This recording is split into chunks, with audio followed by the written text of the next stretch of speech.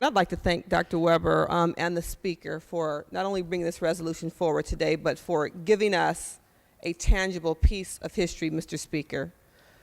I was born the year following the march. And so to stand here and see a list of demands that are so relevant today. And so the point of today's exercise is not to merely commemorate a historical event that impacted all of our lives, whether we acknowledge it or not, but as a constant reminder of the pledge and the oath we've taken to lead the great people of the state of California forward. I'm struck by the fact that the march was not to Washington, as many of the previous marches during the Civil Rights era were, to Selma, to Montgomery, but it was a march on Washington, and that's a very significant distinction. It was a march on Washington to declare the rights of a people, to acknowledge that we were given a promissory note that had gone undelivered. And so in 1963, our people felt obligated to basically launch a new phase in our collective pilgrimage. And here in 2013, we're still marching because the goal still very clearly lies ahead: equality and economic justice for all, as reflected in the demands documented in the March program. So that's why, from my perspective, Dr. King's words to the marchers that seem to me to be the most important to keep alive in our hearts, beyond the iconic concept of a dream, are as follows. Permission to read, Madam Speaker? Without objection. And the quote is, "This is no time to engage in the luxury of cooling off or to take the tranquilizing drug of gradualism. Now is the time to make real the promises of democracy."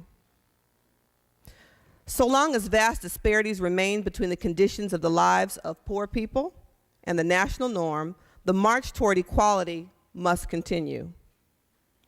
Glaring inequities remain when it comes to the poverty many of us live in, the violence many of us die from, the miseducation of our children, the health care we lack, and the opportunities we are denied on a daily basis.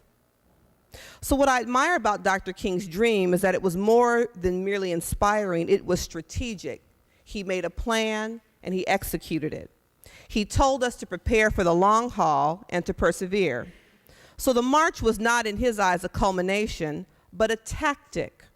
Again, not just a dream, but ultimately a destination. And from Gandhi, he learned that the most potent weapon is not mechanical, but moral. So he called the world to bear witness to our plight. In the process, he turned away no one in need, he welcomed all, and forged alliances with others discriminated against. He carried the march to the steps of the Capitol and into the living rooms of the world using technology. And he warned us that we couldn't count on any one person to lead a struggle, but that all of us as individuals had a responsibility collectively to lead our people to freedom. And so I'm proud to stand today as a woman, as a black woman, because there were no black women officially on the program. We had a history lesson here in California when we invited the one woman who appeared in print on the program, the widow of Medgar Evers, Mrs. Merle Evers, to our floor.